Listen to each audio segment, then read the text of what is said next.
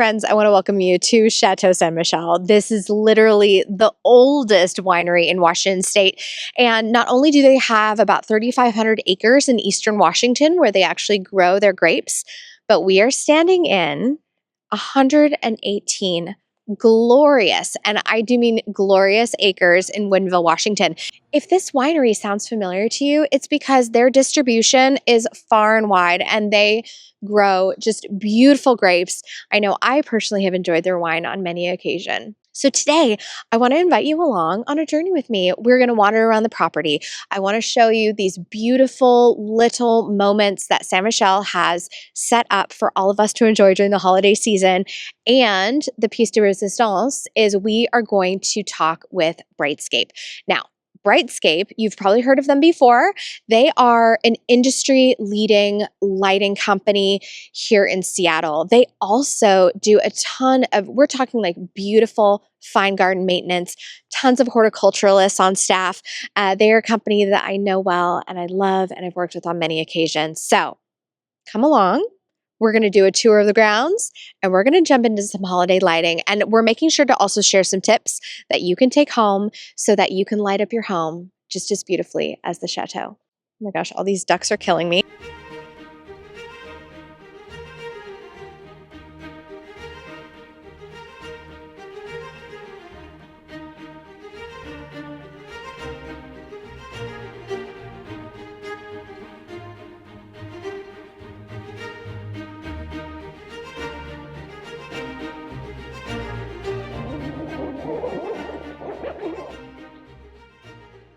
I am now seated inside one of these magical igloos. These are incredible. It actually is really shocking how warm it is in here and how quiet it is. And it also feels so expansive. It is lovely. So there are two different igloo options. This is the largest and the one and only 10-seater. There is a smaller cluster of 5-seaters that is so adorable. And so you do have some options. So bigger family, bigger friend group, this is your jam. Something smaller, more intimate, beautiful blankets, 5-seaters your choice. These igloos are available to rent Wednesday through Sunday. I will leave a link in the description below.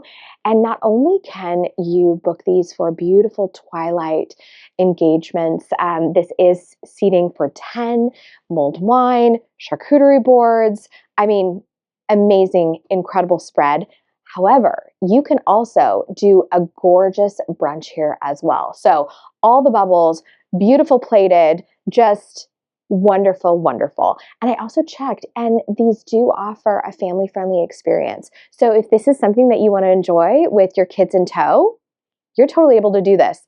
It is just starting to rain right now, and it's the most beautiful sound. So rain, shine, freezing temperatures, this is the ticket. And I was told that reservations are going very, very quickly. So hop online and book your evening or your brunchy option.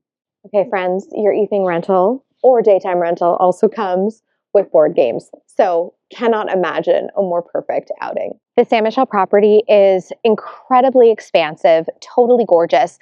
They do a whole summertime concert series, which I've had the good fortune of coming to multiple times. And they have gardens throughout the grounds that are to die for. The fact that we are solidly in November and this dahlia field, this little dahlia patch here is still going strong.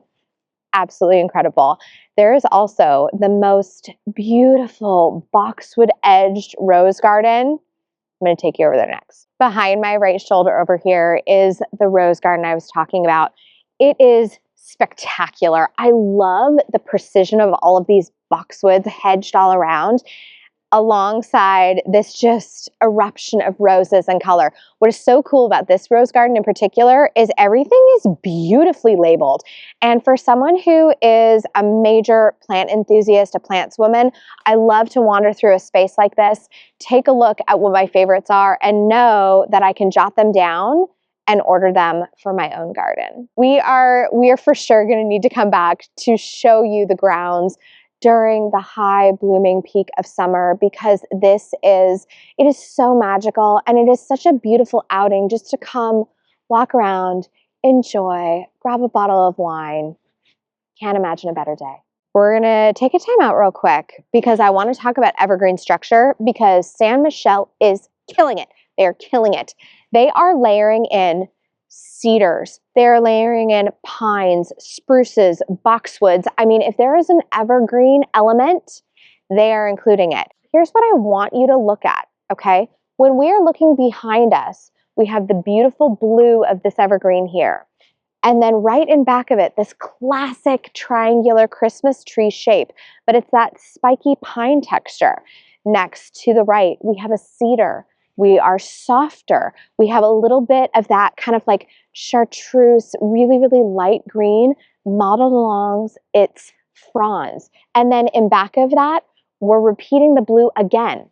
But do you see what that blue does? It draws the eye from the front of the garden all the way to the back, and it acts as a little bit of like a silvery highlighter. So all of the other evergreen elements are showstoppers. That tension, that contrast does nothing but elevate the game of everything else around it. Friends, welcome to the tiny Igloo Village. Behind me, we have 5 igloos, each seating 5 people for a beautiful, intimate evening out, or in contrast, a bubbly brunch. It is wonderful. These igloos, we've already been in the big one. I'm going to peek my head inside the little guys. And at the very end, we have the Britescape team absolutely knocking it out. They have already done the main house. So they do this beautiful corridor.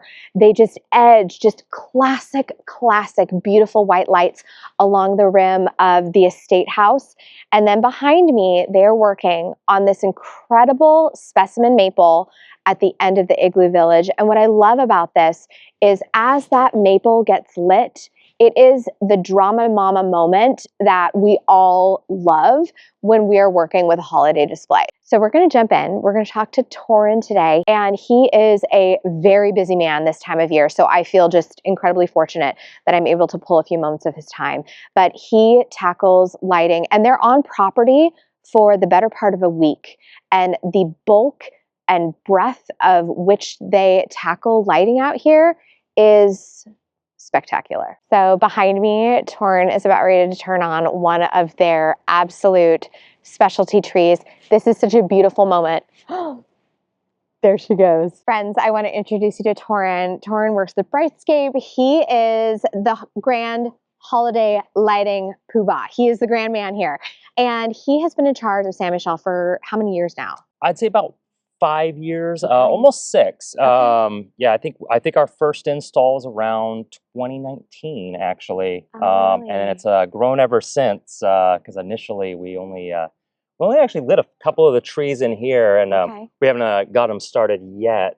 And then every year they've just wanted to add more and more lighting because every year they've said, "Oh, well, this is great, amazing. and we want A little bit more, a little bit more." Yeah. So how many trees do you specialty wrap like this on property? For the specialty wraps like this one behind us, so we do about 4 of these. While if you're coming into Chateau Saint Michel and driving down the main entryway, we got about 27 trees with like a drapery style. Gorgeous, yeah. Gorgeous. So when he's talking about drapery style, it's almost like that drapery curtain kind of. Yeah. And so it's like a little bit more loose, but still very elegant and lots of movement to it. Yeah. So exciting. And then who's up on the roof tackling these lights? Because that is hair raising. Yeah, so that'll usually be me. I do have a couple of other people who are pretty skilled on the roofs, but generally when it comes to like the most difficult roof lines, that's usually me, or also my other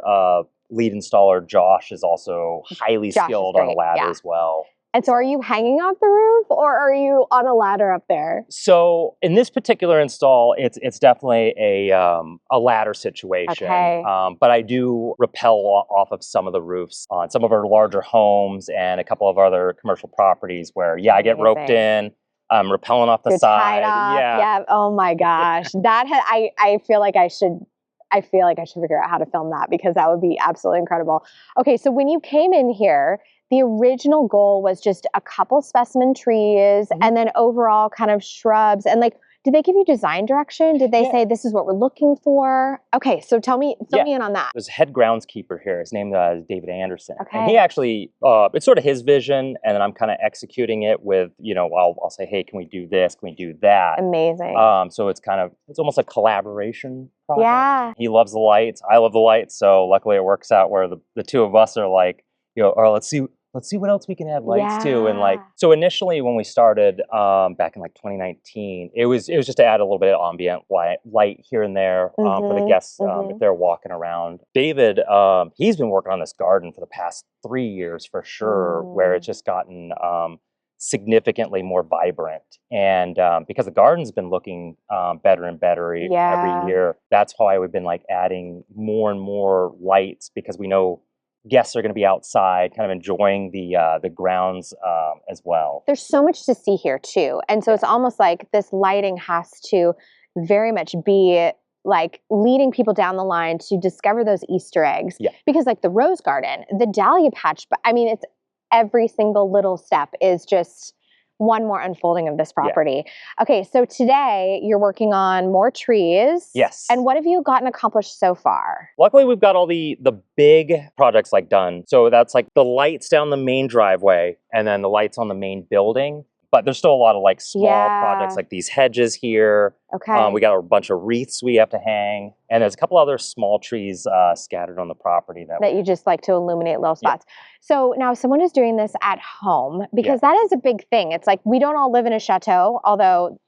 vision board one day. Yeah. But if someone is kind of approaching their own landscape lighting and they want this kind of chateau energy, this chateau look, where do we start with evaluating our own landscape? And what would you guide people through? The first thing I would recommend is in your yard, do you have a really nice tree that you love looking at and you want to highlight over the winter when it gets dark out? That's usually where I would start. And as you can see here, we just wrap each branch fairly dense and light. And at night, this will look gorgeous. It'll not only will light up the tree, it actually lights up the surrounding area quite a bit as well. And we definitely have a lot of clients who they actually don't have too many lights on their trees. It's just a few strands per tree. And it's just to illuminate their walkways. So when they're coming home and they want to have this warm, inviting light that's just kind of saying, hey, you're home, the heat's on, why don't you come on in? This is so crucial, because from a landscape designer perspective, I never want people to feel, when I do a driveway, for example, I dislike it very strongly when you've got all these little lights going down the driveway, because this is not an airport. Yeah. This is not a landing area, but having that warm glow around, it illuminates without it being garish. So I think, and it sets the mood, doesn't it? Yes. Okay. Yes, definitely. Now, hedges, I feel like this is tricky. You see a lot of people use those netted lights. Yeah.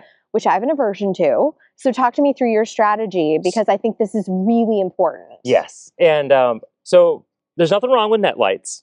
They're okay. Yeah, they're the easiest way to illuminate a shrubbery. However, during the day, I mean, I won't say I hate them.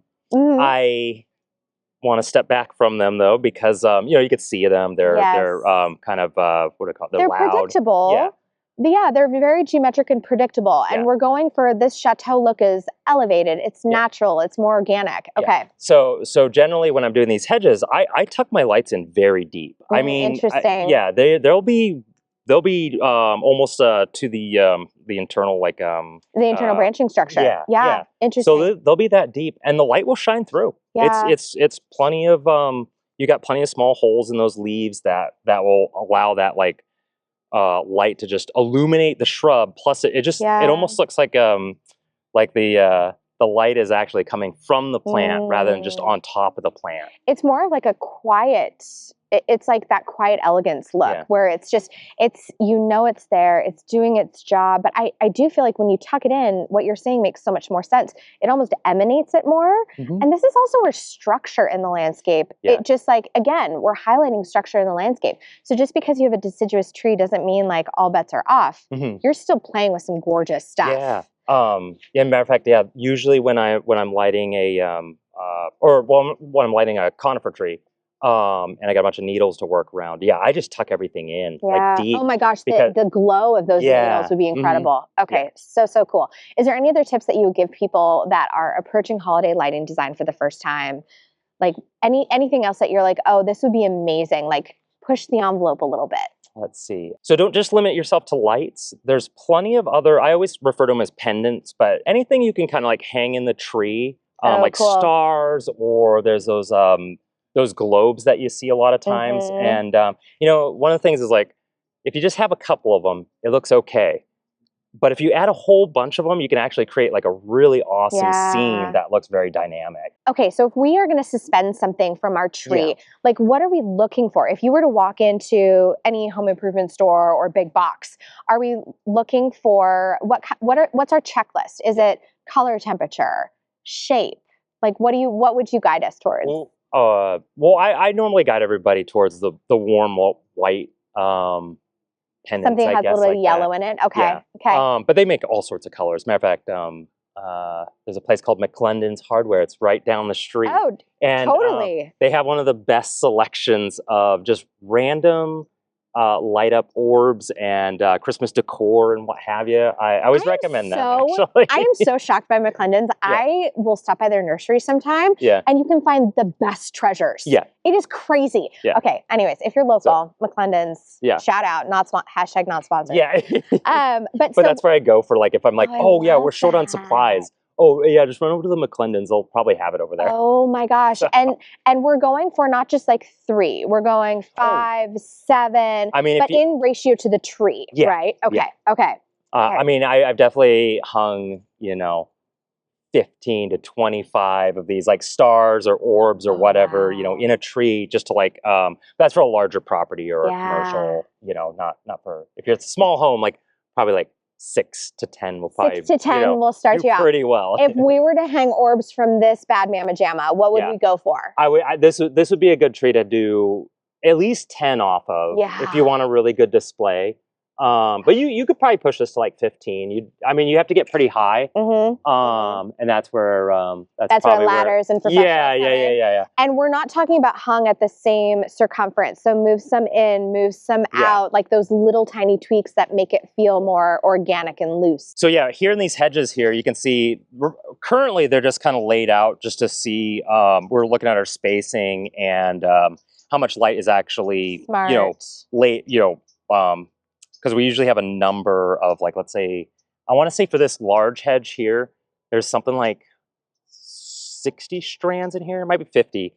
So basically they're just a lot. Yeah. But you're checking for density, which I think is super important. And this is so applicable to anybody. It's like, let's check to make sure our spacing is good. And then once you have that, what's the next step? Then the next step is we're just going to bury these. So all you got to do is, bring the branch over the light like so. Okay. And yeah, these lights will just kind of disappear into these leaves real quick. And but what a soft glow. This is awesome. Yeah.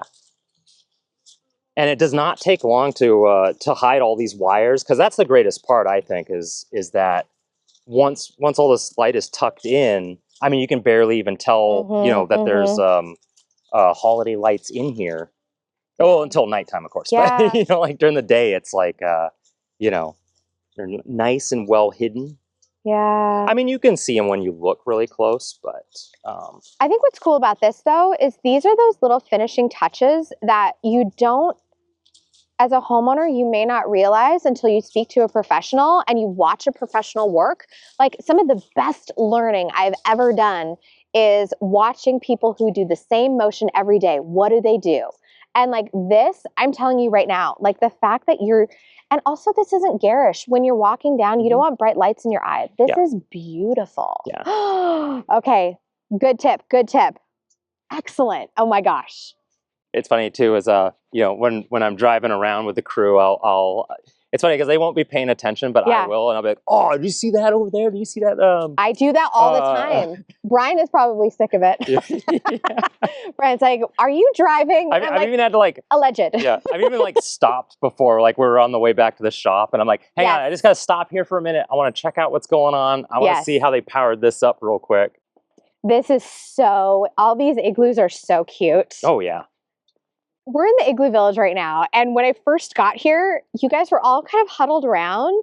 And I was like, what are they doing? Because when lights usually come, they kind of like accordion zigzag and they've got a big old zip tie around them. And I was like, are you wrapping these up? Like, did they get tangled? I literally thought they were untangling lights, which is almost laughable because you guys are such pros. Yeah. Okay. And then I learned what they were actually doing. And this makes so much sense. And now I feel like I celebrate Christmas. So I feel like I'm going to decorate my Christmas tree completely differently now. Yeah. It's incredibly easy to get these lights tangled up. And what we actually do is we ball them up like this into about a softball sized little wad. And essentially, if we left them all, tangled like this, yeah, they're just going to get messed up, and you're going to want to, you'll probably get so frustrated, you'll probably just cut them apart. Yeah. So the easiest way to start one of these is you just find the end that plugs into the next set. And I usually just do a couple quick wraps like this. And then I start going. You don't want to stay in the same direction. You want to alternate a little bit. Okay. So like 3 wraps and then rotate? Yeah. Okay. I mean, there's no set amount per se, but your goal is to have a nice tight ball like this in the end. Okay. And the reason for that is as you're going on each branch, the balled up lights like this, you can maneuver it around each branch really finesse. Like it won't get tangled. It usually holds its shape pretty well. Because you're making so many rotations. Yeah. I can imagine that if you had a string undone, that would be impossible. You'd be here for days. Yeah, yeah. Interesting. So yeah, if you don't have this like ball of lights like this, if I was just trying to wrap like this, I mean, it's getting tangled right now. Yeah. Okay. Yeah. Oh, yeah. Exactly. Yeah. This is so cool to see. I feel like I've learned so much already with all these just little things. Yeah. And so when you start, are you starting at a central point? Like if I was going to wrap this tree, if this was in my house, how do I even begin to start this process? Yeah. So on a larger tree like this, I always start with the trunk first. Okay. And usually when I wrap a tree, I always want the trunk or the core branches to be a little bit denser in lighting.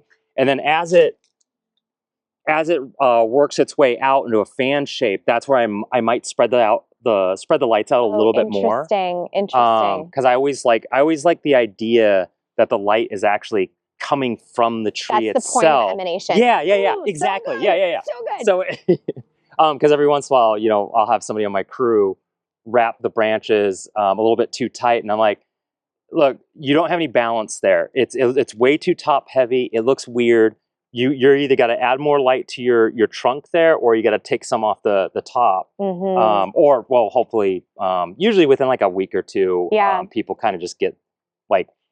They just kind of understand how to wrap trees. It doesn't take much practice. It doesn't, but you're raising a really excellent point, because sometimes I'll be driving around my neighborhood and you see it's like light, and then it looks like somebody like did a terrible prune job on the tree. Like they just like they come up the trunk and then you see all these stopping points and it looks really unnatural. Yeah. And so when you're going up the tree and you're kind of like, as you go up, you're stretching out your distance, do you just kind of chart your own path, or like, is it just kind of like, this is where the artistry comes in? Well, it's kind of a combination of both, because one, you're really just following the pruning. So a really well pruned tree, very easy to wrap. I mean, as a matter of fact, usually like when like a homeowner or a client, I'll mention like, hey, who did the pruning on this tree? They did a phenomenal job, because it's really easy for me to get in here, especially if I don't have any lateral crossover or anything like that. Yes. Matter of fact, sometimes I'll even say, I'll ask a homeowner, hey, do you mind if I cut this branch out? Because one, it's going to make my lights look weird. And two, I'm like, well, just for the health of the tree. The health of the tree, yeah, this totally. Because if you got a lateral cutting into another branch, I'm like, well, that's bad for the tree anyway. Yeah. And what Torrin's talking about is like when this is like, okay, don't you feel like tree pruning is one of those unsung heroes of landscaping? Yes. Where if you do it right, you have pure sculpture in your garden. And so when we're looking at this, imagine if you had a branch that was like headed right back into the middle, and then it starts rubbing, you get an exposure point, or it fuses together. Okay. Yeah. All right. And Okay. and when you're lighting your tree, you don't want to have any of your lights crossing over and making an X, because it just I mean, unless you had nothing but X's, I can accept that. Maybe. But yeah. But like, yeah, anytime I have a branch that's crossing over somewhere, I either ignore it, because at night no one will see it, right? Maybe during the day somebody could see that branch and see that it doesn't have lights, but overall, you know, it's the nighttime effect that's far more important. So yeah, I'll either ignore the branch, or I'll straight up ask if I can, you know, get somebody to cut it, or I'll cut it. Oh my God. Like, this is an example of phenomenally so pruned tree. gorgeous. I mean, you know, I can easily get my ladders in here. I can easily, you know, wrap every branch that I need to. And even the upper ones here are still pretty well pruned. Yeah. This is how, like, you know, we're kind of plant nerds when we're we're like out here evaluating pruning a tree, but they've done a gorgeous job. A+. Whoever did it, A+. And that's easily how, you know, you plan your lighting strategy is you're just following the pruning. That's all it is, really. You know, it's just out and away as high as you can go. So good. You know. Oh my God. I can't wait to come back and see this all lit up at night. It is going to be gorgeous. And if you come and you rent one of these gorgeous igloos, you get to enjoy Mr. Torren's work here. Yeah. And my team. Yeah. I mean, I can probably only get, like, you know, 1/10 of this done. That's true. So. You would be here for probably a forever. month. Forever and a day without your team. So yeah, I definitely need a crew on, especially on a project like this. I got really lucky this year that most of them are incredibly hardworking. Yeah. Pretty well skilled. A couple of them had, like, this is their first job, and they've been picking it up pretty well. Yeah. Right out of high school. Oh, seriously? Yeah. Oh, I love seeing that. Because I actually didn't come into landscaping until my 30s. Yeah. Like, I was a lifelong gardener, but like I didn't arrive here realizing this was such a fulfilling, lovely, amazing career that you can have so much success in. Yeah. You know, it's like I think it's an unsung industry in a lot of ways. Yeah. Thank you so much. Yeah, you're very welcome. This is so good. Friends, this was a glorious day. We've actually just gotten a little bite to eat, and we're going to sit and enjoy. But I want to say a big thank you to Chateau Saint-Michel for allowing me to wander around and film their gorgeous property. I want to say a big thank you to the Britescape team, especially Torren. You're doing a great job out here. His team is fabulous. They're just some of the best of the best. Come on back. We're going to do a part 2 where I tour the property and you get to see all of Britescape's beautiful work and this chateau lit up for the holiday season. Thank you so much for watching. I'm going to see you in the next one. And in the meantime, as always, say hello to your garden for me.